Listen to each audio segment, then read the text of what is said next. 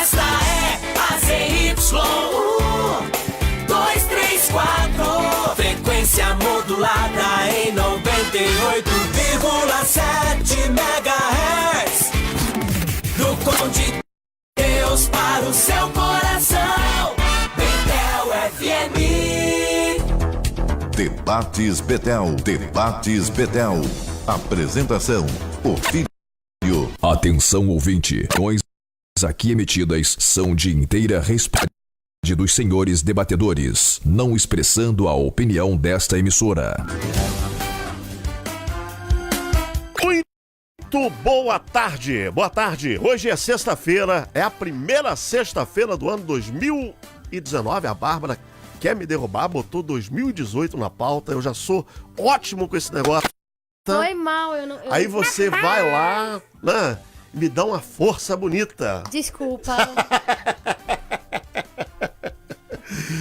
Está no ar o nosso debate Betel em 3 em vivo, 12 horas, reprise às 17 horas e reprise à meia-noite.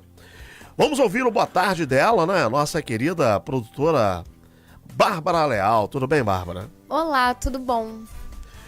Qual o tema de hoje, Bárbara? O tema de hoje a gente vai falar da primeira-dama, ela, Michele Bolsonaro, que eu falei aqui durante o Betel Roubou Total. a cena na posse, né? Falei durante o Betel Total. Eu não sou fã do Bolsonaro, mas a Michele é muito carismática, a gente não pode negar que ela é um amorzinho, muito, né? muito. Então, o discurso inédito da E não Michele... gosta de... Não gosta de aparecer, mas roubou a cena. Aparece normalmente, mas não gosta. Não é uma pessoa que fica fazendo, né, um monte de palhaçada, um monte de coisa pra aparecer de qualquer jeito, mas já naturalmente. É aquela pessoa que tem luz própria, sabe como é que funciona? Tipo isso. O discurso inédito da Michele na posse abriu as portas para um protagonismo no governo. A gente tá querendo saber do ouvinte hoje se ele acha que a Michele vai em algum momento aí, né, assumir um cargo na carreira política.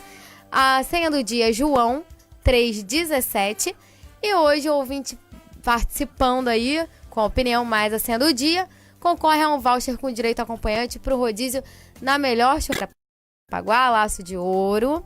E o ouvinte pode participar pelo 2447-0773 ou pelo 986666606 ou ainda pelo facebook.com/Rádio Betel. Maravilha. Bom, comigo à mesa para mais um debate, os meus amigos, nosso querido pastor Armando José, o cantor Matheus Gripe. Estamos aguardando a presença aqui do o nosso querido pastor Tuca. Meu Deus! O Edmário. Tio, fica voltou. Ele deve estar no congestionamento, né, Bárbara? Mora tão longe, né? Hoje não tem congestionamento, gente. O trânsito tá lindo, maravilhoso. Que dá notícia do trânsito só. O Tuca é o seguinte, é só ele abrir a porta da casa dele, pé pra fora, ele tá na porta da rádio. Será que ele esqueceu? Ele tá dormindo? Mas ele nunca esquece já. Mas ele nunca esquece. Sabe? Eu fico meio assim porque ele, quando ele diz que ele vem, ele vem. Deve estar vindo aí com aquele chapéuzinho dele. Vai chegar com o almoço. Chegar aqui com cara de sono, eu vou zoar ele. Chegar aqui com a cama nas costas, ele vai ver só. O Tuca vem de azul ou vem de rosa? De vermelho. Ai, senhor. Você tá de vermelho, Matheus. Não pode falar nada do Tuca. Então, mas aí é homenagem a ele mesmo. Tá bom. Beleza, tudo bem, Matheus? Boa tarde. Boa Sempre tarde, bom tê-lo aqui. Ancino, obrigado. Boa tarde, Bárbara, Azeitona, pastor Armando, reverendo. Muito bom estar aqui com vocês, meus amigos. Primeiro debate meu, né, do ano de 2019. A gente tá aí nesse ano novo junto com vocês novamente. Aprender um pouquinho e compreender aquilo que a gente tem aprendido. Maravilha. Tudo bem, Armando? Tudo bem. Feliz de estar aqui de volta. Esperançoso não por assimilação ideológica. Não estou nem aí para ideologia nesse primeiro momento. Não estou nem aí para qualquer questão partidária nesse momento. Tenho falado com as pessoas que até quem não votou no cara, mas eu tenho a identidade, a ideia de que o Brasil não pode errar mais. Não. E eu gostei outro dia de uma música, foi uma crítica. Renato Russo fez há um tempo, quando vivo, naqueles processos todos de eleição, e me parece que tinha sido eleito Collor. Ele falou que torcer contra a presidência de alguém é a mesma coisa que você estar morando num condomínio e pedir para você. Todo mundo vai sofrer. Então, no momento, a gente tem que estar... que o Brasil dê uma ajustada. Eu acho que o Brasil voltou para um foco de debate mundial. Existe uma linha de globalistas aí que vão estar atacando o país nessa hora. Agora o Brasil está no meio daquele sistema, aquele cinturão que eu tinha te falado no passado. Inglaterra, Israel, Estados Unidos, e agora o Brasil entrando com força, e não podemos negar que o Netanyahu... Uma posição, né? A vinda do Netanyahu aqui é uma contundente no quesito de entrada do Brasil, que ainda não é diplomático, mas a gente começa a jogar o jogo, e aí vamos ver como é que vai ser jogado esse jogo. Eu espero que de uma maneira... Não, assim, foi bem emblemática, né? A posse foi bem emblemática, principalmente nesses sinais, né? Principalmente do Netanyahu, né? Teve outro líder europeu que veio para a posse também, participa de um movimento da direita. Veio o húngaro, veio o primeiro-ministro da Hungria. Da Hungria, né? Você tem vários alinhamentos. A Polônia, veio o representante da Polônia, que também é uma linha à direita. Você teve você não veio na presença do Trump, mas Pompeu aqui, ele é só o secretário de governo. Então só para que você tenha noção, no período do Obama, a secretária de governo do Obama era Hillary. Então não são caras. Eu achei muito interessante o Evo Morales. O que mostra que, na verdade, agora... E o Trump na hora, né? Na hora. Durante a cerimônia. Não, né? E a vinda do Evo Morales me parece que deixa o Maduro cada vez mais isolado. E na mão dos russos no que tange a uma dívida enorme que ele vai ter que pagar, e o povo venezuelano vai sofrer com isso. Então eu acho que a gente agora é esperar o cenário. Eu acho que o maior perigo para o Brasil não é externo, é interno, é uma população que fica muito de mimimi, o pessoal não busca entender. Mas você sabe que essa questão do Morales tem a ver com essa história que o Bolsonaro tá batendo muito nessa tecla dos povos indígenas, né? Sim, sim. Então, aí ele tá usando muito a questão, mas se um índio pode ser presidente, isso, né? Eu acho que o Morales tá mais nessa linha aí. Pode ser. Mas assim, tá preocupado, porque para quem disse uma vez que invadiria o Brasil, né?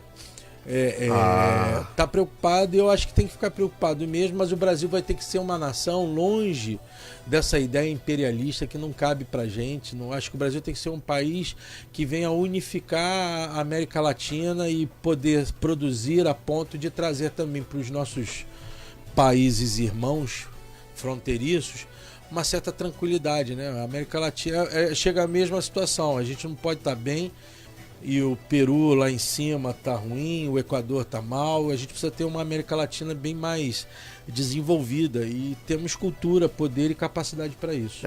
Agora, o alinhamento do Itamaraty na América Latina tá mais para Chile e para Colômbia, né? Não, aqui na América Latina é Chile e Colômbia. Chile e Colômbia.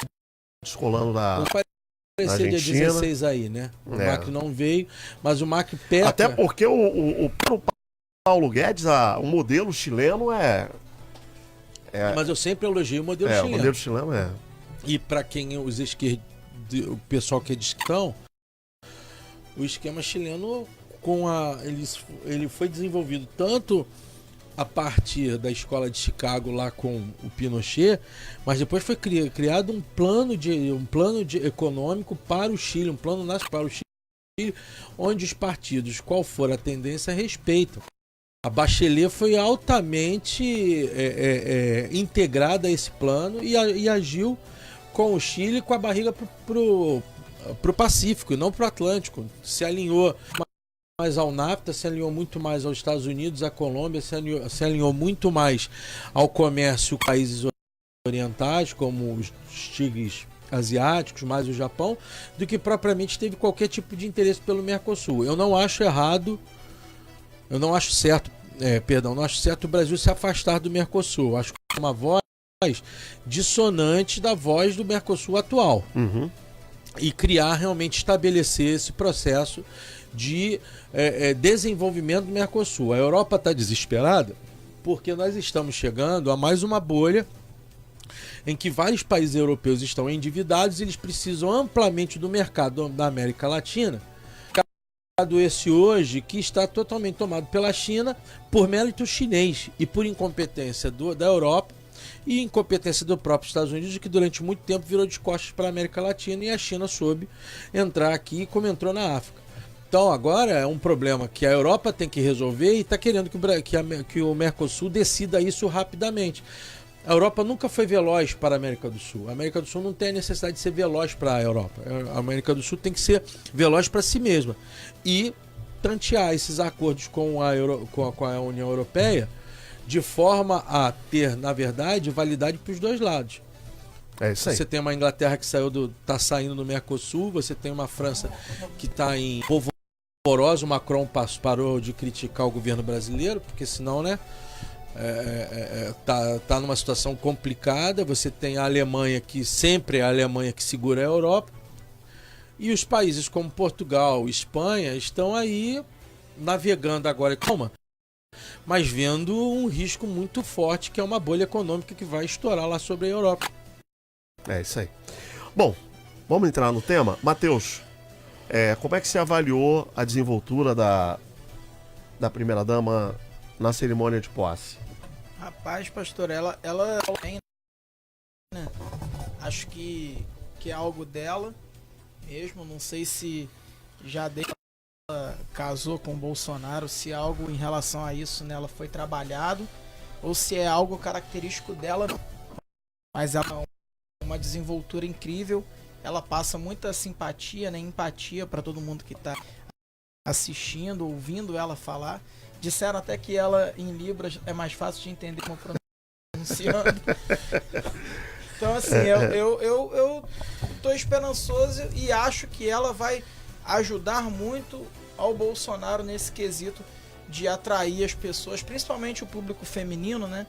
Pela questão dessa simpatia dela, pela questão dele abrir espaço para ela dentro do governo dele. Isso também foi algo marcante e interessantíssimo, né? Ela discursar antes dele, ele quebrou o protocolo, né? Quebrou o protocolo. Achei isso muito legal. E quando é com elegância não quebra, né? Então ela fala muito bem, ela se posiciona muito bem, coloca muito bem, e creio que vai auxiliar demais ele nesse governo. Bom, Armando, as informações que nos bastidores é que ela tem uma influência muito forte sobre o Bolsonaro. As pessoas que aproximam, quem não passa pelo filtro dela tem dificuldade, né? Seria legal o Jansen, né? O Jansen tem muito para falar da Michelle, né? É verdade. O Jansen a conhece bem, né? Agora, pelo história, ver a pessoa pela história. Eu não conheço ela pessoalmente, nunca tive o contato pessoal.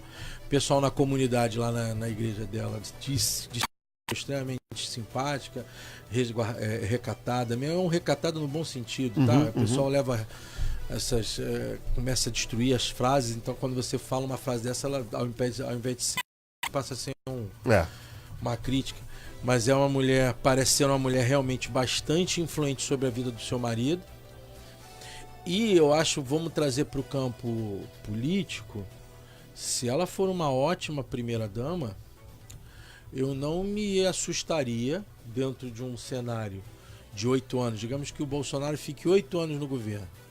E diga que essa mulher, a Michelle, primeira-dama do país, comece a compreender efetivamente a governança de um país. Eu não vejo a impossibilidade em, tendo uma experiência de 8 anos, essa mulher vir a se candidatar à presidência do país, não. Não vejo. Mas no radar do Bolsonaro, essa experiência de 8 anos, a princípio, está descartada. Mas eu acho que a Michelle ela vai marcar uma presença que há muito tempo, eu diria que desde a dona do Fernando Henrique, desde a dona Ruth Cardoso, que era muito mais ser humano que o seu marido, era uma mulher com uma visão de mundo muito mais sincera e muito mais honesta com relação àquilo que falava, ou seja, a Ruth Cardoso, aquilo que ela falava, ela era, o Fernando Henrique nem sempre. Então eu acho que desde a Ruth Cardoso, efetivamente essa vaga ficou vazia. Ficou vazia como? Ficou como a mulher que está atuando ao lado do marido, necessariamente dependente daquilo que o marido é. Ela tem competências, qualidades e trabalho que já vem com ela de história. A Michelle pode aí capitanear a simpatia e pode capitanear sim condições para que lá na frente ela possa dar um salto. E é cão de guarda do cara mesmo. Ela é. Agora, Matheus, é interessante também essa reflexão, né, sobre esse momento. Porque durante muito tempo nós tivemos um vácuo, né? Principalmente no período Dilma, né? O fato dela não ter uma família estruturada. O brasileiro estava um pouco desabituado dessa coisa. Aí vem o Temer com a Marcela também muito mais nova do que ele, que ficou um negócio meio desproporcional. Não sabia se era primeira dama ou se era enfermeira. E parece que havia um vácuo, uma carência do povo brasileiro dessa primeira dama. E a Michelle caiu como uma luva nesse sentido, né? Caiu e caiu muito bem, né? Como a gente estava falando, ela caiu muito bem porque todas as vezes que ela pronunciou, não só agora no discurso de posse, mas em entrevistas como a que teve na Record, vezes que ela apareceu falando, ela mostrou muito esses valores familiares que a gente não via há muito tempo, principalmente o poder no nosso país. Né? Eles trouxeram isso de novo e isso, não estou dizendo que eles estão mostrando que é ser uma família perfeita. Não. O primeiro casamento do Bolsonaro, mas a relação deles fica muito nítida, a não ser que eles sejam atores de primeiríssima qualidade, mostra muito que eles estão unidos. Que eles têm uma verdade, um amor familiar muito grande. O Armando bem colocou, ela é o cão de guarda dele, ela tá fechada com ele mesmo. Totalmente. Ela não vai deixar que ninguém, no que ela puder, ninguém invada e passe, ela vai estar ali mesmo, lado a lado com ele, e é claro, como eles se dão bem, tá bem com os filhos dele, até na reportagem tem um agradecimento dela pro Carlos, né, se eu não me engano. No discurso, pô. No discurso. Ela falou do Carlos, agradeceu o Carlos. Agradeceu. Então, assim... Acho que aquele momento ali que o Bolsonaro ficou internado entre a vida e a morte, que o Carlos ficou ali com ela, lado a lado, né? Sim. E não deixou a campanha nas redes sociais parar. Com certeza. Né? Aquilo gerou um vínculo muito grande entre ela e o Carlos, né? E é muito interessante isso. Você vê que eles estão ali todos muito unidos, né? Os irmãos, a atual esposa, o próprio Bolsonaro. Então, assim, eles se dão muito bem. Óbvio que tem as diferenças de relacionamento que são naturais, mas assim, eles estão muito juntos e isso é muito legal. Isso resgata para nós que estamos do lado de cá uma esperança, valores e princípios sejam trazidos novamente para dentro do nosso país. Eu estou muito esperançoso quanto a isso, analisando a pura e a posição deles. Agora, tem uma outra... eu sempre falo, as mulheres, elas não precisam ser feministas. Com certeza. Né, para exercer poder. Se você fizer um paralelo, pegando a situação, né, da Michelle, é uma mulher, e como mulher, ela conseguiu o que o Bolsonaro fez pela Michelle, é um negócio extraordinário, ou seja, o cara reverteu uma vasectomia para dar um filho para ela, uma filha, né? Então isso demonstra a mãe influência que ela tem sobre ele. Então a mulher, ela tem os contatos dos filhos mais velhos com ela também não é um contato ruim, é um bom contato. E a mulher quando ela é feminina, quando ela é mulher, ela consegue exercer muito mais poder do que quando ela faz essa movimentação feminista, né, Armando? Querendo esse pela força, né? Isso em tudo, né? É porque, primeiro, eu volto a dizer do risco que foi o debate de minorias no país.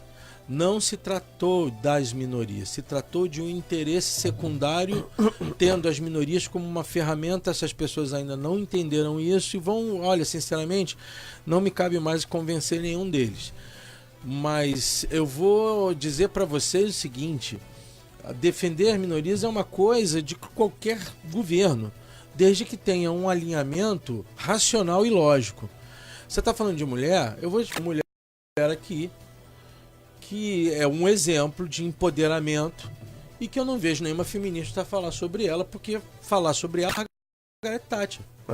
Margaret Thatcher conviveu com uma Inglaterra num movimento, num momento de econômico difícil. Ela alinhou uma linguagem junto ao Ronald Reagan para tentar, já naquela época, deixar estabilizado economicamente tanto a Europa quanto os Estados Unidos, no que ainda restava da crise do petróleo de 1970. Há um debate onde os generais argentinos, não sei se isso é uma verdade, mas isso é uma retórica, é um texto que fala sobre isso, preferiram atacar a Inglaterra do que o Brasil, porque eles queriam fazer um movimento para poder apagar toda a imagem do militarismo argentino e trazer de volta a população do governo. Preferiram atacar as Falklands, as Malvinas, porque eram uma ilha distante, pequena, e quem estava governando a Inglaterra era uma mulher. E ali eles botaram o pé onde não devia. Então, o que eu vejo é que não se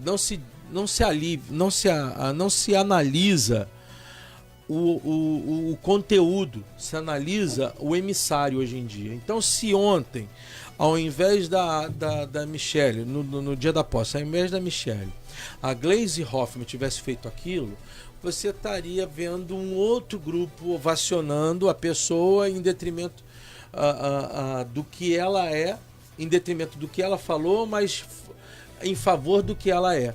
Eu acho que, e aí eu vou tomar esse texto como a oportunidade de falar uma coisa. O Brasil não é apenas o governo federal e os governos estaduais, as governanças e políticos que vão ter que mudar. O povo vai ter que mudar.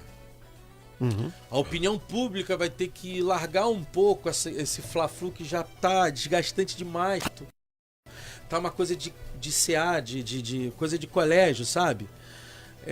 A gente vai ter que ter maturidade para hoje um exercício nacional. Eu tenho visto que existem pessoas que estão torcendo efeito para o governo não dar certo. Isso é de uma imaturidade, de uma infidelidade, isso é de uma hipocrisia democrática tremenda. Por quê? Eu votei no Lula. Então eu tenho autoridade para dizer o seguinte: eu votei 2 vezes no Lula. E depois eu não votei na Dilma, mas eu não torci para Dilma se dar mal. Eu esperava muito que o Lula tivesse feito aquilo que ele fez de bom e aquilo que ele fez de ruim ele não houvesse feito. Nós estaríamos numa situação diferente. Agora a gente vai continuar patinando nessa imaturidade política, desse agora do verde, do azul e do rosa.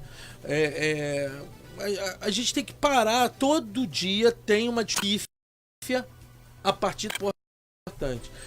Quem ouve o discurso de posse da Damares e cai nas garras de uma imprensa ainda muito suja por parte de alguns dos seus representantes e que tem um mínimo caráter e escrúpulo de colocar a notícia como ela é e deturpar as mensagens ou desviar daquilo que é importante, né?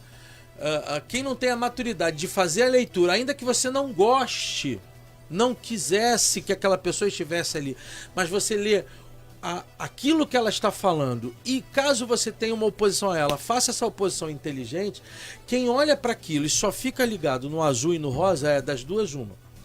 Ou não ouviu o que ela discursou, ou ouviu e já de uma forma macomunada com esse tipo de reportagem, de reportagem e de jornalismo que nós temos no Brasil, se utilizando disso para poder denigrir aquele que você não gosta. Então nós estamos precisando hoje de uma análise efetiva de cultura do país. A gente vai ter que mudar esse fla-flu, mudar essa forma de lidar com política. Isso é geral, né, Armando? Porque a gente tava, quando a gente assistiu lá o pessoal, né, a oposição do governo do Bolsonaro não aparecer, eles não estarem ali, perfeito, eles lutam totalmente, eles estão mostrando com seu exemplo que eles não são aquilo que eles dizem ser. A ideia é que a democracia só acontece quando o meu ganha. A ideia é isso aí. Então não é democracia. Na verdade, é uma busca de interesses próprios, igual aos movimentos de minoria, que dizem que, não, a gente é feminista porque a gente quer ter direito igual os homens têm. Sim. Aí as mulheres querem fazer manifestação na rua, de não, a gente não precisa mais usar absorvente, a gente pode sair toda suja, que não tem problema.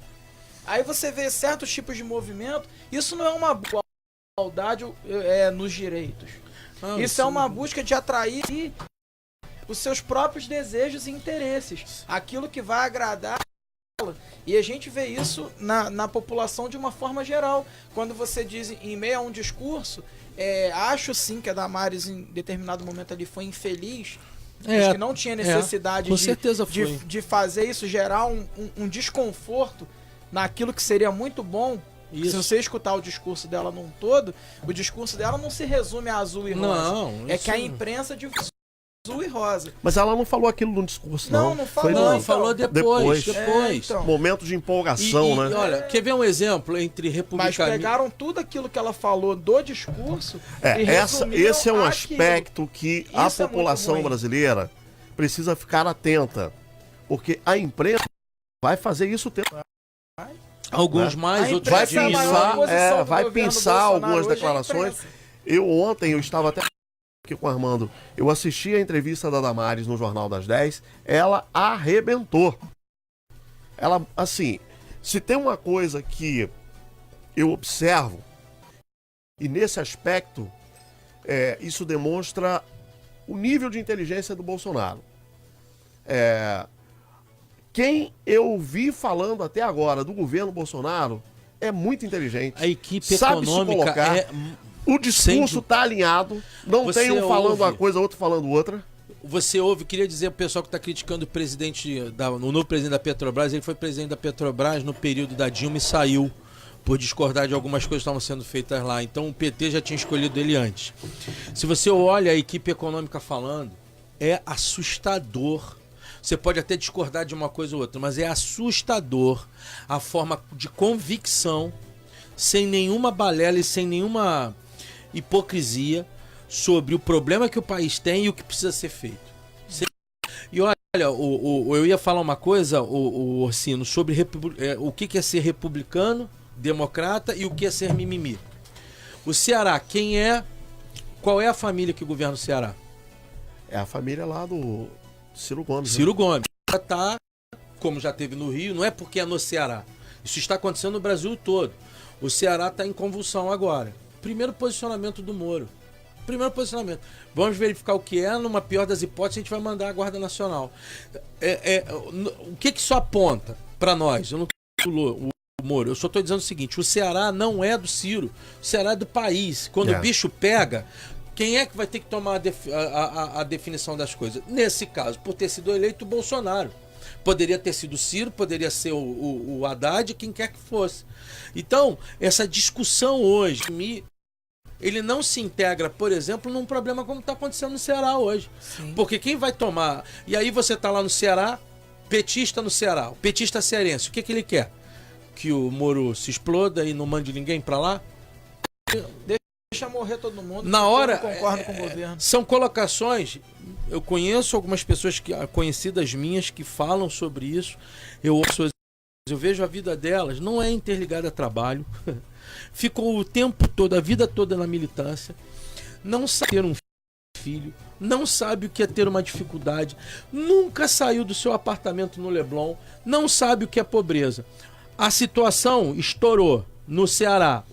Pergunto a você, meu amigo, que é do PT, do PSD, do PSTU, o que o governo federal tem que fazer? Ele não tem que ir, é isso? É isso, então? O governo federal não tem nenhum.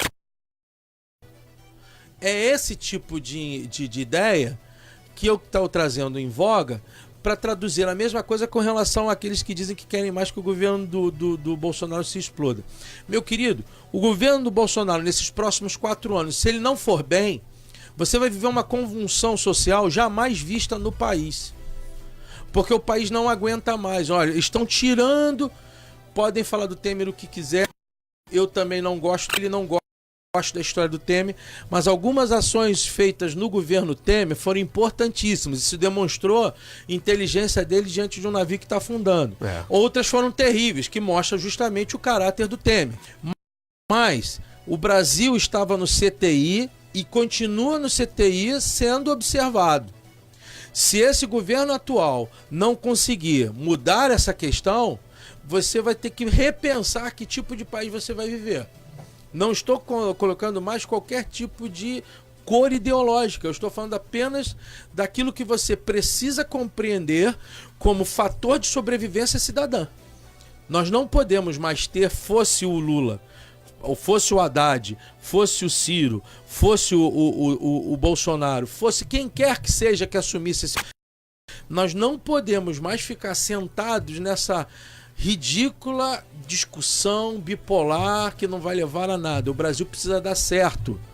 E democraticamente, no dia que a esquerda voltar a amadurecer, a país, ao invés de ficar de mimimi, pode aparecer uma oportunidade dela para que ela possa pegar o poder de novo. Nós estamos vivendo um momento onde o Brasil precisa se unir e a população precisa se unir. Essa é uma argumentação que a gente não pode voltar. É isso aí. Bom, Bárbara, o que a gente tem aí, o que os ouvintes estão falando a respeito da probabilidade da Michele futuramente ser candidata a algum cargo público? O pessoal tá dividido, né? Lá no Facebook a Thaisa Gomes diz que sim, Bani Cândido diz sim, será presidenta, e brinca. Marlon Cruz diz sim, ela é uma mulher de postura, tem caráter, e quem sabe presidente em 27. Tô falando? A Luciane, esposa do Bernardino, seguinte, que ela também acha que sim. A Joelma diz, Deus sabe de todas as coisas. Se for Rodrigo a vontade quer uma dele, azeitona. Se for a vontade dele, ela será. Na live, o Júnior Gomes diz, eu creio que no primeiro momento não, mas pelo que ela tem inserido brevemente, essa proposta vai surgir. Eu creio que será uma boa para ela, mas por hora, porque ela já traz em si no seu dia a dia normal, já tá de bom tamanho. Enfim, por hora, do jeito que ela tá, já tá ótimo. No WhatsApp, a Carolina Oliveira, o Giovanni Rosas, o Ulisses Lima acham que não. O Fábio Campos acha que sim e diz que só o fato dela estar seguindo o marido já é grande coisa. A gente tem aí o áudio também, que eu esqueci de avisar o Azeitona, mas eu vou avisar ele agora, do Júnior. Esqueceu, mas acabou de avisar, né? É porque a gente entra com a participação... geralmente... Fala do tempo, né, Bárbara? Não, porque a gente entra com a participação por volta de 1 e pouquinho. Né, Bárbara? Porque senão ele fica puxando toda hora. Deixa entrar todos os áudios, aí fala, Rodrigo, a gente tem tantos áudios, aí ele vai lá e baixa. Entendeu? Quando estiver pronto. Ô Matheus, essa questão, né? Voltando aqui a questão da ministra Damares, né? Não é o nosso assunto, mas estamos falando sobre isso. A gente tem que ficar ligado nisso aí, né? Porque a gente não pode fazer coro com essa bagunça que estão tentando fazer com a ministra, né? E a galera tá caindo na pilha, né? É só o pessoal... É o que a gente vem debatendo já, acho que o ano de 2018 inteiro, antes das eleições. Essa questão dessa polarização que se criou na política brasileira, que a gente tinha aquela rivalidade tipo Vasco e Flamengo, é algo assim, só que eu acho pior. Algo pior. É saudável. E as pessoas se mantêm naquela ignorância de não estudar a situação num todo. Se você o discurso dela, essa reportagem que eu ainda não vi, mas pela maneira que o senhor se posicionou, que eu creio que tenha sido algo excepcional. Não, ela arrebentou. Você vai ver que ela é uma mulher inteligentíssima, né? Ela tem capacitação para estar onde ela está. Agora, a gente sabe também que vai rolar aquela perseguição, né? Principalmente da mídia. Acho que o fato dela ser pastora, então. Pelo fato dela ser pastora, por fato dela professar a fé protestante, né? Vai acontecer. E não tem jeito. Agora, a gente tem que fazer o que é certo. Eu acho que a gente tinha que usar as nossas redes sociais para divulgar aquilo que é bom e verdadeiro. A gente não possa compartilhar alguma notícia também quando eles pisarem na bola, porque eu acho que isso é ser uma oposição inteligente. Mas não se deixar ser manipulado, né? Não deixar ser manipulado. Falaram, aí tem um monte de gente. A pessoa não sabe nem o que foi dito de fato e tá lá compartilhando, tá lá fazendo não sei o que. Cara, vai ler, vai estudar, vai ver o que de fato, para que você não seja um instrumento de manobra da mídia, entendeu? Para que não coloquem em você, nas suas redes sociais, aquilo que eles querem dizer como verdade absoluta, porque é isso que a mídia faz hoje o tempo inteiro, principalmente quando a gente fala da Globo, que eles querem ficar colocando na cabeça de aquilo que é de interesse deles, e a chapa está esquentando pro lado deles. Né? As coisas estão apertando, estão se afunilando, e eu tenho muita esperança que a gente está caminhando para muito melhores, que algo novo pode acontecer e vai acontecer no nosso país, né? Principalmente por muitas pessoas, muitos eleitores acordarem e se despertarem para uma necessidade de mudança. A gente viu muito isso, e isso é uma esperança enorme que a gente tem. Agora é a gente agir de forma inteligente. Você não é obrigado a concordar ou ficar ali batendo palma pro Bolsonaro. Você não é obrigado a concordar ou ficar ali batendo palma para cada ministro que ele escolheu, para essa ministra aí que agora é o alvo, daqui a pouco aparece um outro. Agora é ela, daqui a pouco vai ter um outro, você pode ter certeza. A gente não precisa concordar com tudo.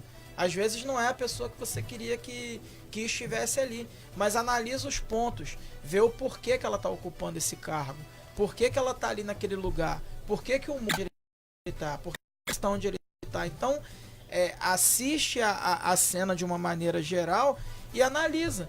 E dentro disso você tira os seus pontos positivos, os seus pontos críticos, mas de forma inteligente. E não ficar batendo, fazendo coro para uma situação que não é isso de fato. Entendeu? Ela foi infeliz ali na colocação, após o discurso, ok. Mas não foi isso o resumo de tudo que ela falou ou disse que precisa ser feito. Mais profundo, vai muito além do que azul e rosa. Existem coisas muito boas que ela declarou ali que serão feitas para melhora e para o crescimento do nosso. Não precisa de movimentos pequenos. A gente não precisa que isso seja elevado. A gente precisa que haja igualdade social, seja racial, seja sexual, seja o que for, uma igualdade de uma maneira geral. Ou seja, um governo para todos.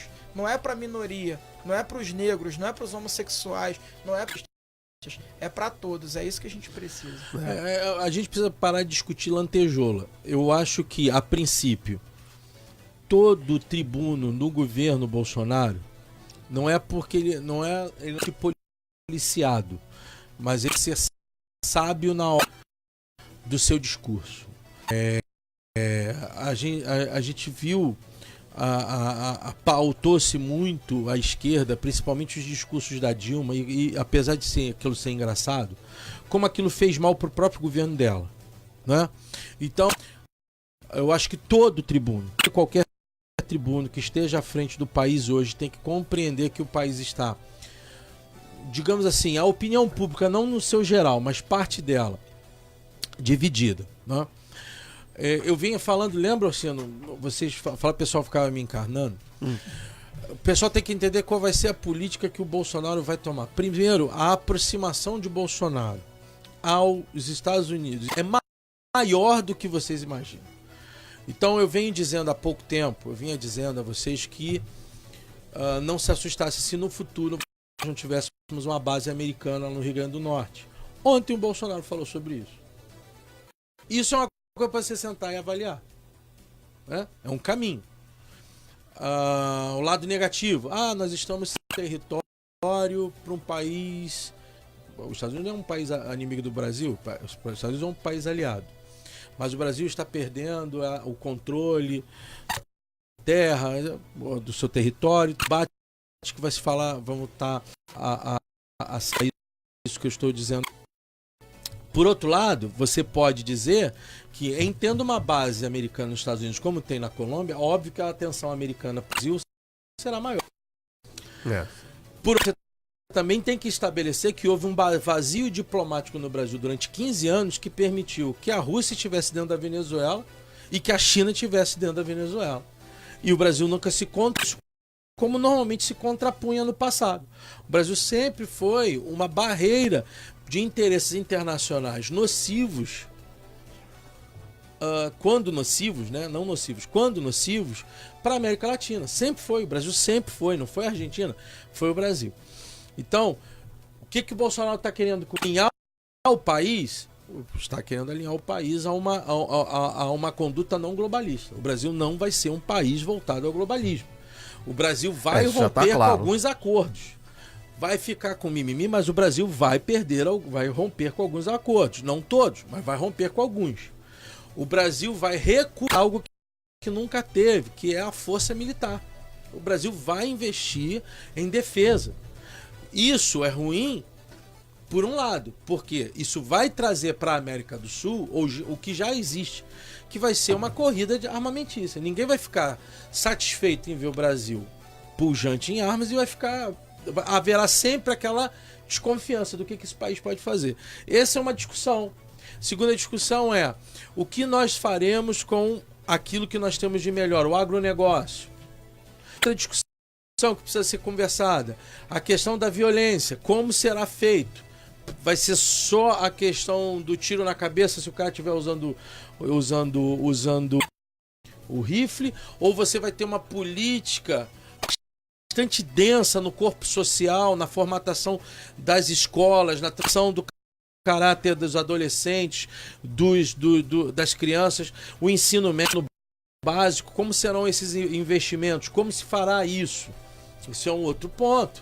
Então, quando você começa a ficar nessa discussão do rosa e do azul, você está participando daquilo que se quer que participe, que é uma alienação à informação. Volto a dizer, a Damares teve outras coisas que ela falou que para mim são muito importantes e que não foram levantadas pela imprensa. Outra situação, a Michele, a questão de Libras, né? E aí a mídia colocar que o governo Bolsonaro acabou com a secretaria que trata justiça. Isso não é verdade. Essa secretaria foi passada para o Ministério de Direitos Humanos, está lá dentro da Secretaria de Direitos Humanos. Existe uma surda factoide, que vai estar... Né? Existe uma mulher com uma deficiência que vai estar na área nacional sobre endurecer porque nós estaremos nos envenenando. A discussão é, hoje, o Bolsonaro tendo sido eleito ou não, nós estamos ainda com 13 milhões de desempregados no país. Essa é uma discussão que precisa realmente abrir mercado, precisa trazer dinheiro, seja ele chinês, americano, o que for. Nós vivemos 15 anos com um desaparelhamento de produção, deixando tudo cada vez mais concentrado em São Paulo, e São Paulo precisa respirar também. Nós precisamos recuperar a capacidade produtiva. O que nós tivemos aqui como brilho o brilho econômico brasileiro, o agronegócio. O agronegócio intensificou a tecnologia, intensificou a forma de relacionamento com o mercado. O agronegócio brasileiro é respeitado no mundo. Mas o agronegócio tem uma questão voltada a serviço escravo ou abuso de trabalho. O governo isso, mas a gente precisa complementar esse processo do agronegócio.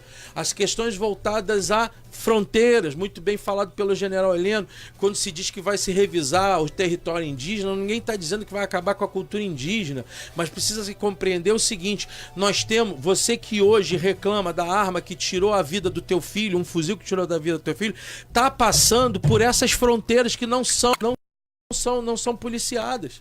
Então, tudo isso é um debate que precisa estar sendo focado e a gente precisa estar cobrando isso ao governo federal. Vamos lá, Cláudio Rodrigo. Bom dia a todos os irmãos aí da Rádio Betel, pastores e demais debatedores. Eu sou o Samuel e, na minha opinião, a Michele Bolsonaro, a primeira-dama não vai ser candidata a nada aí e nem teria condição de ser candidata a presidente, de ser uma futura presidente.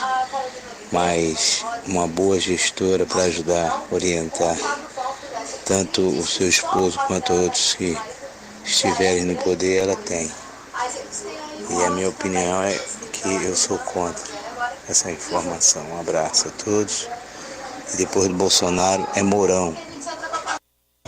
Boa tarde, Rádio Betel, Paz de Cristo. A senha é João 3,17. A minha opinião, eu acho que em breve ela assumirá, sim, alguma secretaria, algum cargo público referente ao que ela já faz. Mas eu acho que o que ela já faz no seu cotidiano normal, antes de ser a esposa do presidente, acho que por hora já está de bom tamanho. Muito bem. Vamos lá. Um áudio que está entrando aqui da Lucilene, que mandou agora a Trazilda. Tem uns atrasados, né? O Ismael diz que ele acha que ela não vai seguir nenhuma política, né? Tem um ouvinte aqui que ele não me passou o nome dele, mas ele falou assim: político é sempre a mesma coisa, né? Tá reclamando dos políticos. A Juliana Matos diz o seguinte: se empolgar e falar coisas que darão um duplo sentido. Concordo. Até para desgastes desnecessários. Concordo. Ela tá falando da pastora, né? Pelo jeito. Isso. Precisa de assessoria. Tem que pensar tudo antes de dizer coisas que não tem necessidade no momento. Desgasta ela própria. Um exemplo é o Bolsonaro. Então, hoje ele continua falando diretamente aquilo que precisa ser falado na visão dele. As caneladas dele estão diminuindo. Tem alguém do lado do cara. E a ministra agora, eu acho que esse episódio se é um freio de arrumação, né? Eu acredito que ela vai continuar cometendo essas gafes. Porque ela agora é uma ministra e os holofotes estão em cima dela. E ela uma secretaria muito visada. Toda a esquerda está de olho nela, né? Então, ela precisa evitar essas caneladas aí. Vamos lá, fala aí, Rodrigo. Boa tarde, meu nome é Lucilene, eu Forro Roxo. A Acende hoje é 3,17. Eu acho sim que a esposa Bolsonaro vai ter algum cargo, né? Porque é o homem, né? Então eu creio que ela vai ter algum cargo e vai fazer do melhor ali. Boa tarde, a paz.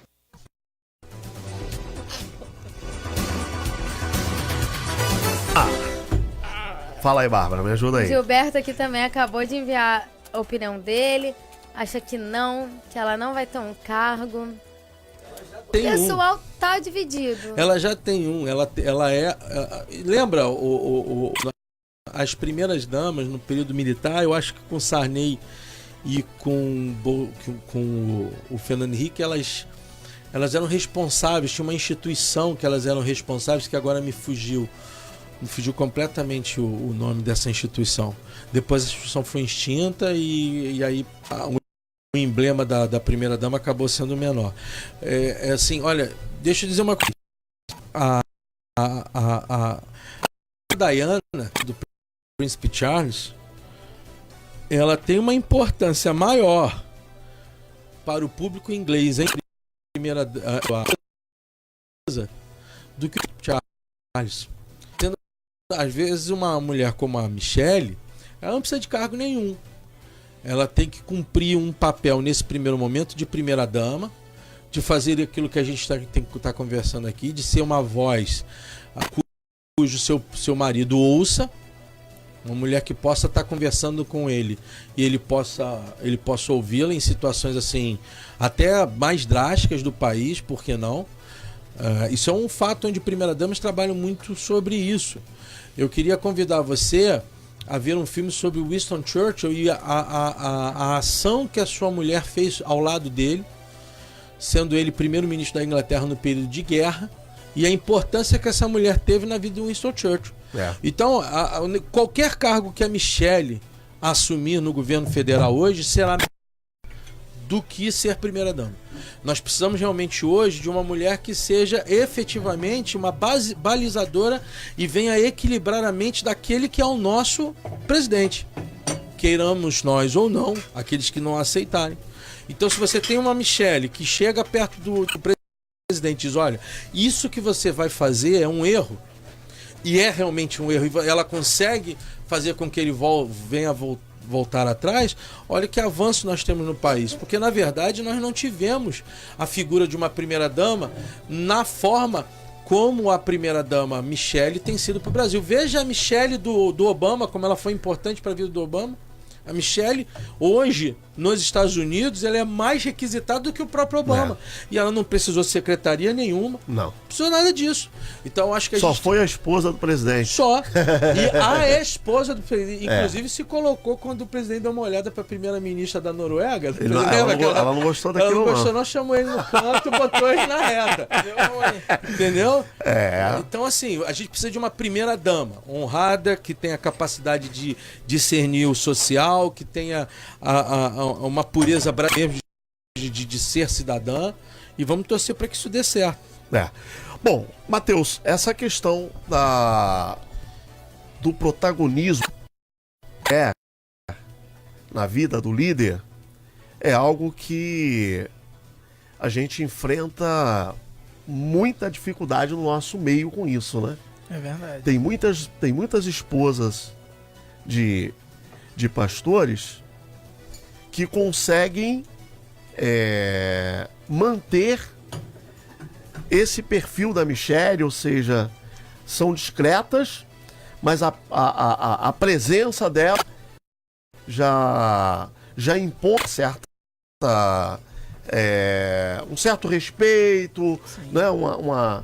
E já tem outras que se atrapalham nesse negócio aí, né, Matheus? A gente anda por aí, a gente vê cada coisa, né? Rabo de arraia,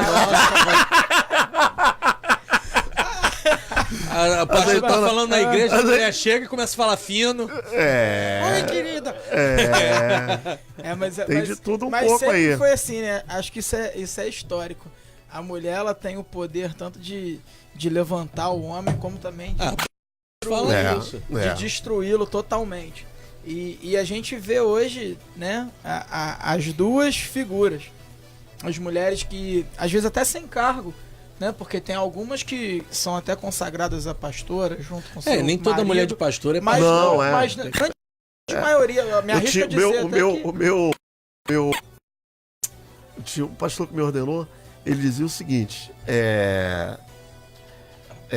ele usava até uma expressão grosseira, né? Achar que mulher de pastor tem que ser pastora é a mesma coisa de você comparar que todo boi tem que ter uma vaca. É de uma sabedoria, hein? Olha, rapaz. Isso deve... Nossa, mãe do céu. deve ter abençoado. Eu não sei de que lado do céu vem essa informação, mas quem mandou essa informação tá demitido lá em cima. Você já pensou, amor, elogiar isso no Dia das Mães? Eu nunca nem imaginei isso, nunca nem passou pela minha cabeça. Não, mas assim, eu entendi quando ele falava, porque não é o fato de ser esposa de pastor que tem que ser pastora. Sim, isso né? Ou missionária. Isso eu é uma questão de chamar. chamado, ele é algo individual, né? Ele é algo que Deus tem para você. Ele pode até fazer o seu chamado se complemente com o da sua esposa, ou da sua esposa complemente o seu, que isso a gente vê muito acontecer. Realmente nessa questão de pastor, a esposa não é pastora também. Mas faz ali o seu papel. Apoia, ajuda, tá com ele nos aconselhamentos. Mas eu acho que é esse o papel, sabia? Então. Eu acho que ela não vai assumir nenhum cargo político, não. Acho que ela vai ser tipo uma Lady Di mesmo. Vai fazer projeto social. Uma mulher dessa se ligar ao Unesco, o pessoal carente. Imagina a primeira dama do Brasil visitando Mas a Lady Di, você conhece a história da Lady Di, né? Sim, claro. Ela era plebeia. Consegue ser... Uma plebeia. Não, a plebeia e chifruda, né? Sim. Chifrada. Mas o pessoal quis entender. Mas ela também deu troco, né? Ela só era bem discreta. Mas olha só, essa atitude ela, na verdade, do Charles foi uma bucha, né? Ela foi uma bucha da atual mulher do Charles. Essa atitude virou do Charles... programa de fofoca. O Charles nunca mais... Essa atitude do Charles fez com que ele perdesse a posição de ser rei da Inglaterra. Sim, deu um tiro no pé. Não, e quem escolhe o que ele escolheu, a Inglaterra tá perdendo. Agora, uma que a Bárbara falou que eu concordo bastante. A coisa do chamado é muito interessante. Não é um chamado para ser pastor, é um chamado para aquilo que Deus te designou a ser. Eu ponho em dúvida se a Michelle um dia pensou que estaria onde estava. Como eu ponho em dúvida se a Diana pensou um dia estaria onde estava. Só pra gente, pra quem não sabe da história, né, que a gente citou da Diana, ela... a Camila, atual mulher do Charles, era amante do Charles, né? E arranjou o casamento dele com a Diana pra encobrir. Cidadã feia. Mas dizem que tinha mau hálito, que a rainha Elizabeth reclamava dela. Mulher, eu vou falar uma coisa pra vocês. É muito difícil uma mulher não saber que ela tá sendo passada pra trás. Ela soube. Sabe e aceita. Mas quando ela soube, o protagonismo que ela assumiu, Bárbara, foi a partir do momento que ela soube. Aí ela se descolou do Charles e o Charles ficou apagado o Charles é completamente apagado no público inglês e ela é sempre lembrada. Os filhos são muito mais dela do que o príncipe Charles, são muito mais netos da Elizabeth. Ficou feio pra ele, né? Ficou feio, casou com a feio. Agora, fechando aqui, eu lembro esses dois casos com a rainha Esther, que não imaginou em momento algum um dia ser quem ela foi.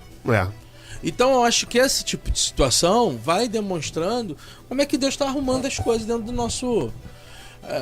nosso caminho, da nossa história como pessoa. A gente não precisa estar aqui deificando, não é isso que a gente está falando. A gente está dizendo só que ela tem uma postura, uma elegância. Na verdade, ela tem um brilho próprio, né? Exatamente. É algo dela. E nisso... quando a pessoa é boa, você vê... E quando você coloca esse tipo de... essa sua palavra é o que me leva a refletir e o que eu acho que a nossa sociedade tinha que pensar. Precisa de movimentos específicos de mim conquistar os seus ideais ou para mostrar aquilo que você é. Desde quando você se posiciona com a sua forma de ser, com o seu caráter e demonstra isso, né, do jeito que você é, você consegue conquistar o seu espaço e aquilo que é necessário. A gente não precisa de movimentos de minoria. A gente precisa se unir enquanto sociedade e buscar aquilo que é melhor para nossa nação. Nós isso, a gente guia aquilo que as mulheres precisam, né?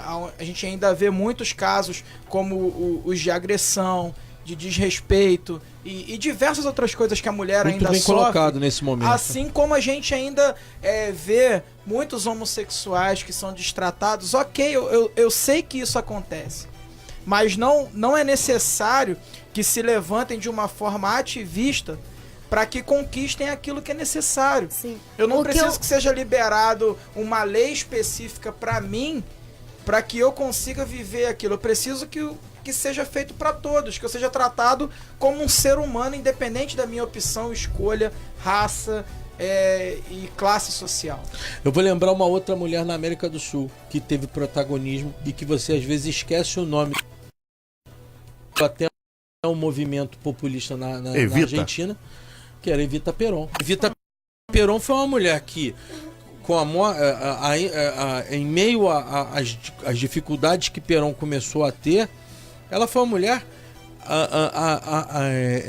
aguardada pelo povo argentino. Você tem uma ode, tem uma música dela, tem uma peça, tem uma estrutura teatral toda montada em favor dessa situação, da questão do peronismo. É algo assim, bastante bonita o carinho que o povo argentino teve por Evita. Então, assim, tá aqui. A gente está conversando aqui de uma forma onde é respeitada, é admirada, não necessariamente por forçar algumas coisas diante da sociedade, querer peitar a sociedade para dizer. Quem peita algo para na verdade tem dúvida do que pode realmente ser. Quem é pronto, né? Acabou. Não precisa dizer que é. O que eu vejo ali naquele casal Bolsonaro e a Michelle é o seguinte: todo mundo sabe que eu não sou muito simpatizante do Bolsonaro, mas, cara, não posso negar que a Michelle é uma pessoa muito carismática. O que eu consegui ver, pelo que tá repercutindo e tudo mais, é tipo assim, o Bolsonaro... É uma alusão assim, meio... O que eu vou fazer? Mas o Bolsonaro parece aquele porrão durão que tá ali, carrasco, que ele te olha e você já tem medo dele. E a Michelle é tipo aquela mãe doce. Que tipo assim, ela não discorda do pai, mas ela, pra dialogar, ela consegue ser mais doce, pai torrão, entendeu? Ah, mas eu consigo tipo assim, ver ela dando umas broncas. Não, tá ok, mas sabe tá ok. Mas sabe quando a gente vê isso que você acabou de colocar, é que a gente consegue enxergar o ponto de equilíbrio do casal. E você Exatamente. só conheceu a Michelle no final da eleitoral. E o quanto Michelle isso, nunca foi uma mulher e o pra quanto ficar... isso Sim. pode ser Ela bom. ela não é de... E o quanto isso pode ser bom Já para apareceu, para nossa nação, porque assim, isso é a mesma coisa e a gente vê muito isso, né? Eu lidero militares no mini igreja e assim, algo que foi incutido neles. Eles têm uma maneira de ser, uma forma de lidar com a questão hierárquica, uma forma de lidar com questão de pontualidade, com a maneira de quererem que as coisas aconteçam de certa forma. É uma ordem. Eles viveram a vida assim. Né? O Bolsonaro, ele ingressou na carreira militar muito novo. E foi isso até entrar para a política. Então, tem coisas que assim, eu não concordo com tudo. Eu não vou conseguir viver da mesma forma que ele vive ou viveu. Porque são princípios que foram colocados nele, que ele decidiu viver. E quando chega a Michelle para colocar um equilíbrio nisso, para que, ó, não dá para ser totalmente assim. A gente, mesmo sendo um governo de direita, a gente não pode ser totalmente radical, porque a gente não governa para direita. A gente governa para direita, pro Brasil, centro. A gente governa para toda a nação. Então, isso que pode ser muito legal, porque a gente vê em todo tempo que ela puxa ele. E eu creio até que até a diminuição dos discursos dele um pouco mais agressivos, de forma mais inflamada, que estava gerando um medo e uma certa distância do povo, talvez tenha sido até ela. Mas totalmente é o que eu falo. Eu não sei, seu pai... Na minha casa era assim, meu pai sempre muito torrão, ali com aquela cara, só me olhava, eu já tava me tremendo inteira.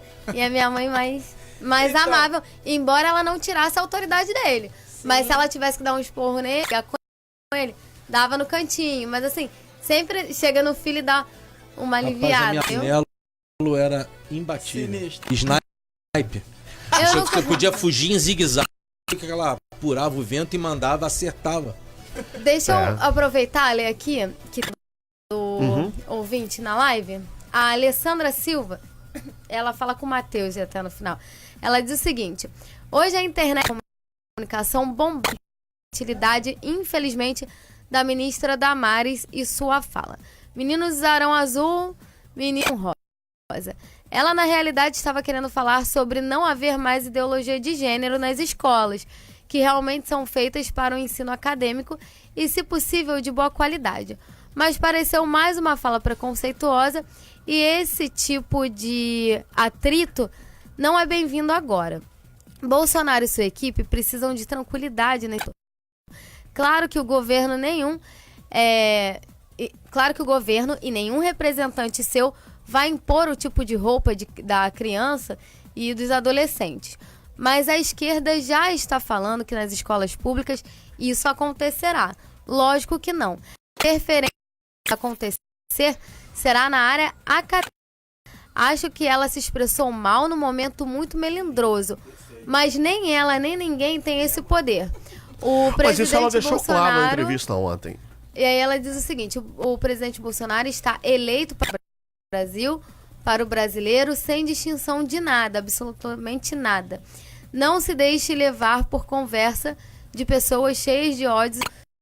Juntos somos mais, e isto incomoda. Por isso, fazem de tudo para separar os brasileiros dos brasileiros. Fala aí, filhão Matheus. É tua mãe, Matheus? É minha mãe. Sim. O que acontece é o seguinte, ela esclareceu isso ontem. Eu achei que aquela entrevista é uma pena, que poucas pessoas viram pelo jeito. Mas quem assistiu a entrevista da Damares ontem, ao Jornal das 10, cara, ela ficou lá sendo espremida pelo Merval. O Merval chegou a ser agressivo com ela. A Andréa Sadi, o Heraldo, a Cristiana e o Camarote. Mas eles espremeram com força, entendeu?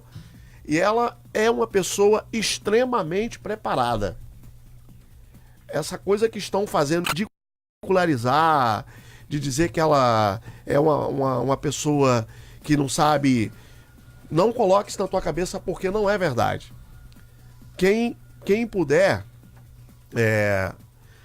depois, não sei se está disponível no YouTube alguma coisa dessa entrevista dela, assista a entrevista.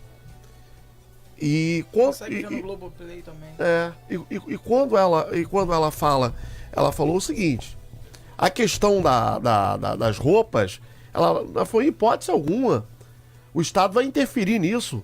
Ela disse que foi uma metáfora que ela usou em função do que estão fazendo com as crianças. E essa imprensa sabe disso. Claro, claro. Gente, eles forçam, é um absurdo, né? Isso é um absurdo isso. E o que ela falou é o seguinte: eu não sou contra a discussão da ideologia de gênero. Eu só acho que debater isso com criança é injusto. Deixe as crianças em paz. Quer falar sobre ideologia de gênero? Vamos debater nas academias. É isso que ela falou, Armando. Você falar de ideologia de gênero com a criança? Pô. Minha filha tem 6 anos. Como é que eu ideologia de gênero com a minha filha com 6 anos? Aí colocar, os meninos que querem ser gays, homossexuais, que ir pra escola de saia. Louco, né, cara? Igual tava acontecendo. E aí tem aquela história, por que ela marcou essa coisa de que as meninas podem ser. As meninas podem ser chamadas de princesas e os meninos podem ser chamados de príncipe. Porque tava rolando uma pressão pra não chamar a menina de e nem chamar os meninos de príncipe. Pô, tá uma chatice esse negócio, né? Isso parece. Eles não querem, é o que a gente fala, não quer uma igualdade. Tem algo específico pra eles.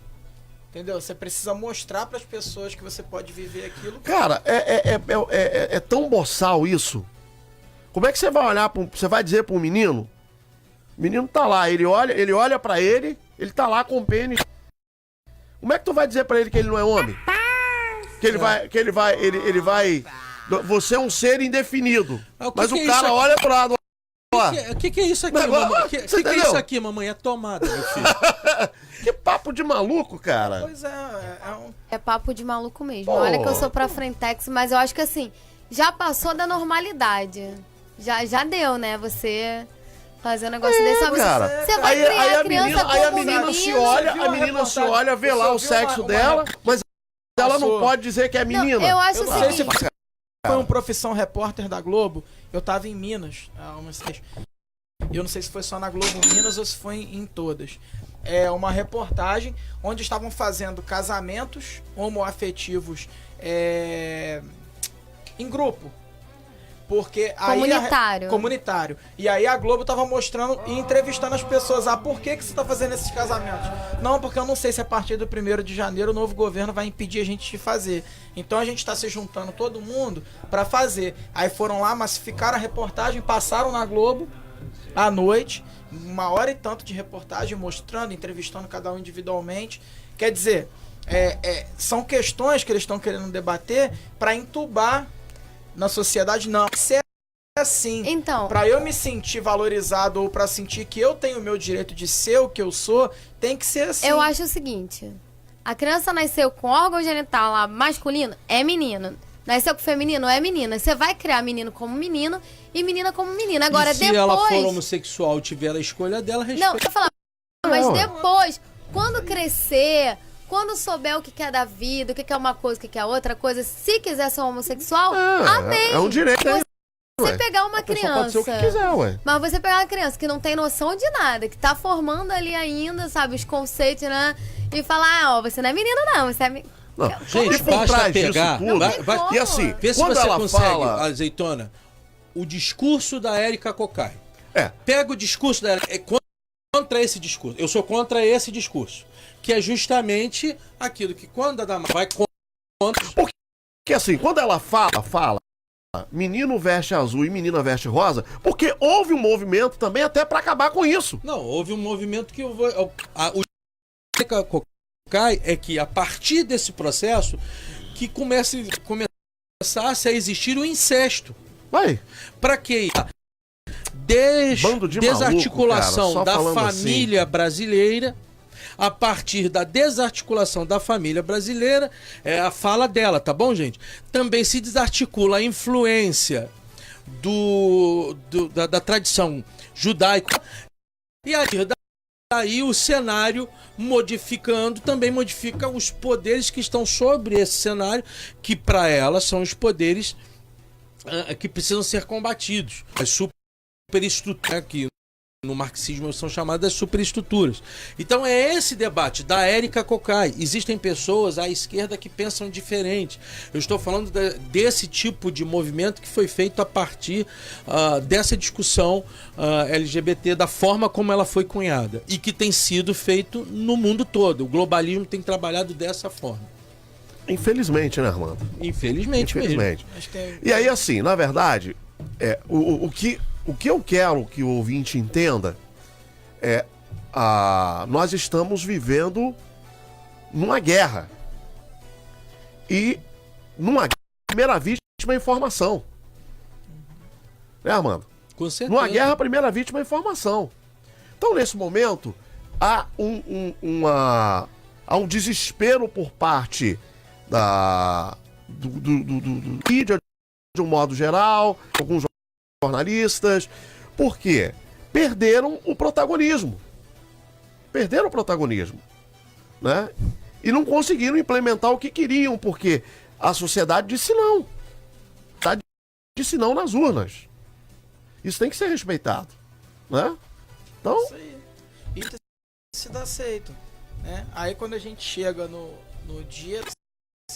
Quando a gente vê até após a oposição não respeitando aquilo que foi escolhido politicamente, a gente entra no fator. O que de fato, então, a oposição quer? Não quer democracia. O que não dá, sabe o que não dá? Pra gente ficar aturando esse tipo de que o PT e os partidos de esquerda estão fazendo, eu não tenho alinhamento com partido algum. Eu sou contra a política partidária. Eu sou defensor da... Já falei isso aqui várias vezes. Mas, caramba, viu o que eles fizeram hoje, Armando? Com panelas? Porque viram os gabinetes dos deputados do PT, reviraram gaveta. Isso vai virar reportagem. Aí escuta. Aí vem uma nota da Câmara dizendo o seguinte, que foi uma decisão da mesa diretora por uma questão para evitar a movimentação nos gabinetes, trocando em miúdos. Nego ia levar tiro lá se ficasse andando dentro de gabinete. que os caras foram colocados vários atiradores em pontos estratégicos, segurança, e foram todos os gabinetes. Não foi só o gabinete do pessoal do PT. Não foi só o gabinete. E aí você vai me dizer que o pessoal do PT não sabe disso? E aí vem pra mídia fazer um escarcel desse? O PT tá morto, sabe, nesse primeiro momento. Isso cansa, né? Por conta dessas coisas, por conta desses simulacros que eles tentam montar. É isso aí. É cansativo, né? Demais. Cansativo. Essa questão enche o saco. Assim, eles ficam procurando o tempo inteiro situações de factoide, né, cara? Factoides. Pra poder ferir o atual governo, para poder ferir a população. E a sociedade não tolera esse tipo de coisa, né? A sociedade não tolera mais isso. Mas ainda tem uns loucos que ficam presos. Pegar isso aqui, ó, de 1 minuto e 17, ó. Entendeu? Não entra na minha cabeça essa loucura. O pessoal entrar nisso, já viu, sabe? O pessoal tá dizendo, depois não diga que eu não avisei. Ó, governo das nossas vidas vai ser não sei o que. Vem cá, onde você estava nos últimos 16 anos? Não, eu até entendo que os 4 primeiros anos do Lula foram anos que for. Os próximos 12. Mas então, você tem os 6 últimos anos de Dilma. Foram catastróficos, gente. Pelo amor de Deus, é só a gente analisar o que a gente está vivendo hoje. Então a gente tem que torcer para que as coisas virem, assim, e virem de forma sobrenatural. Porque para que as coisas melhorem mesmo de fato, quem assistiu o discurso do Paulo Guedes lá com toda a equipe de trabalho, você vê, estão unificando os ministérios, não sei o quê. Você viu o tamanho? Paulo Guedes é macho. Você viu o secretariado do cara? O cara é macho. Ele falou, cara, só tem assim, com as ideias e com o planejamento que ele tem, ele já deixou claro que assim, são muitos anos para que as coisas melhorem. Então a nossa torcida é para que e de forma rápida e assustadora no sentido positivo da palavra. Você viu, Armando, o Paulo Guedes, os recados que ele mandou?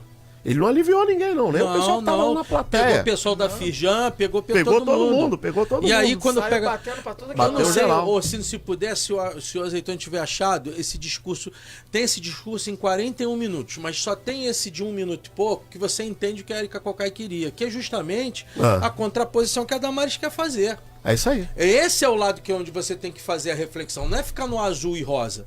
O que se está antes como projetos família. E aí você tentar vender a ideia que o governo quer interferir na maneira como as pessoas vão se vestir.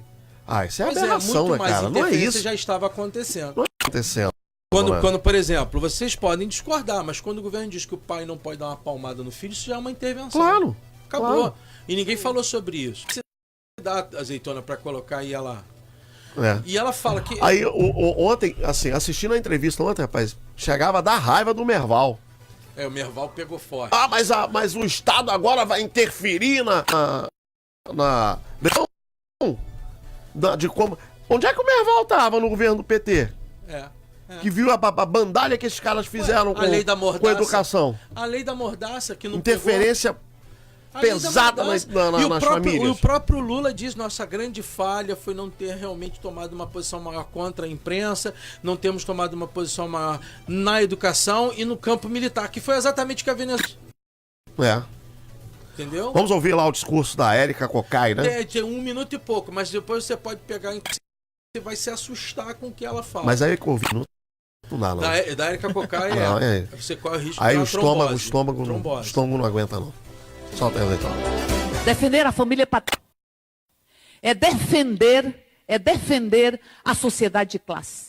Porque se destrói a família patriarcal, se destrói a propriedade e se destrói a própria sociedade de classe, remontando a análise de Engels da história, da origem da sociedade, do Estado, da propriedade, da família.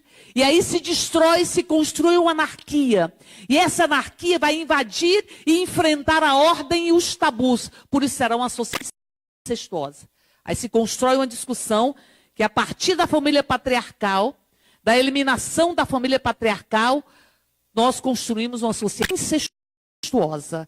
Porque, penso eu, para entender isso, penso eu, que há uma discussão de que, como nos tabus mais universais, o tabu do incesto, se eu construo a anarquia e eu destruo a ordem, eu também vou destruir um dos tabus mais universais da humanidade, que é o tabu do incesto. E vão construindo a concepção de ideologia de gênero para promover o diálogo entre os fundamentalismos que foram articulados em grande medida por Eduardo Cunha. Entendeu? Bom, Sociedade patriarcal é onde que tem viagem, o pai como cara. núcleo e... né? Então, mas é isso que as pessoas precisam entender. O contraponto da Damares é isso aí. É isso aí, entendeu? Você pode questionar essa situação óbvia do azul e rosa, mas você também precisa questionar essa ação e esse discurso que a Érica Cocai faz, entendeu? Então é esse ponto com o qual a gente tem que estar deliberadamente tendo a atenção, entendeu? É isso aí. É um saco, sei que isso é um saco. Difícil, né? Quem que criou então o... Como é que é? Outubro rosa e novembro azul, né? É. Por que não é tudo rosa ou não é tudo azul? Cara, umas coisas que... Nada a ver.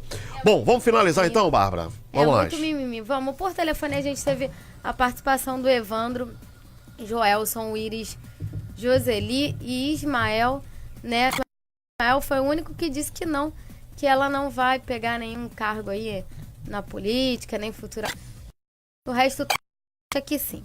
Sendo assim, 66% dos ouvintes acredita que em algum momento, futuramente, a Michelle vai assumir algum cargo na carreira política. 34% acredita que não. Nosso sorteado de hoje... Quem será que foi o nosso sorteado de hoje? Foi o Júnior Gomes. Parabéns, Júnior!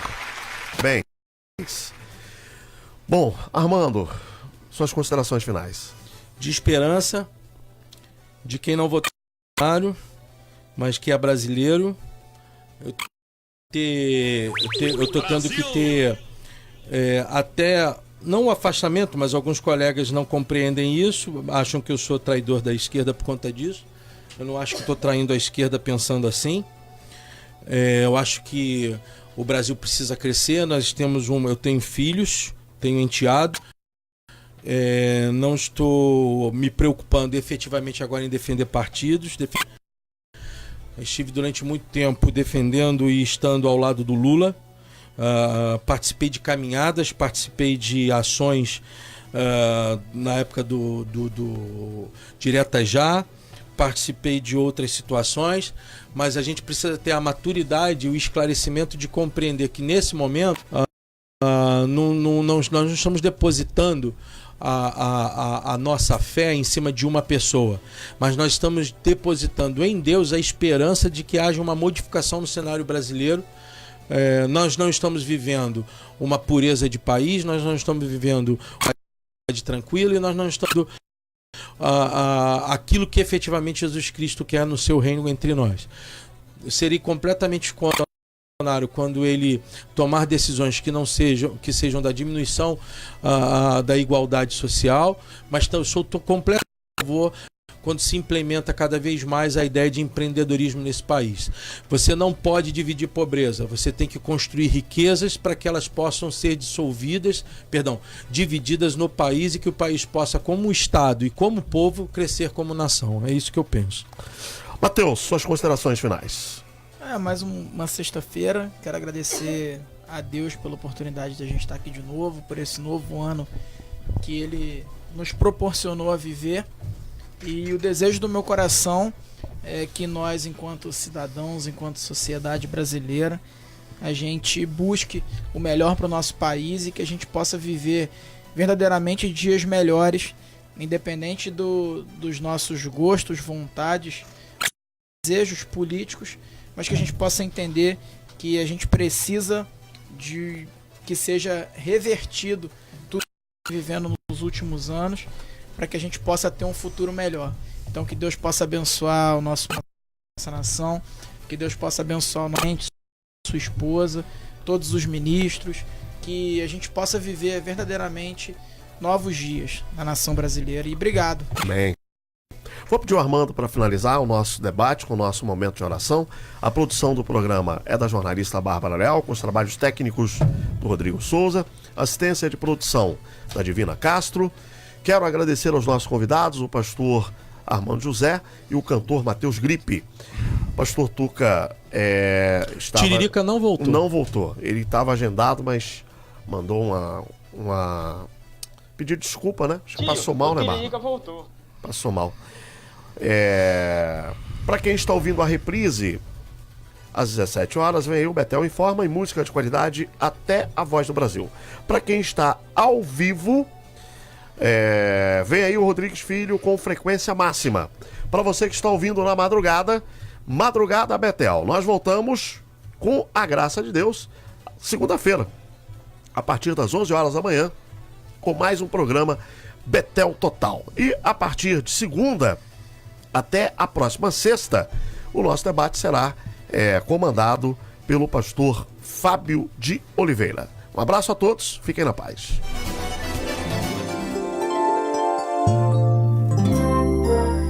Feche os olhos pra orar e o Senhor vai responder. Sempre está atento ao chamar de quem Ele crê.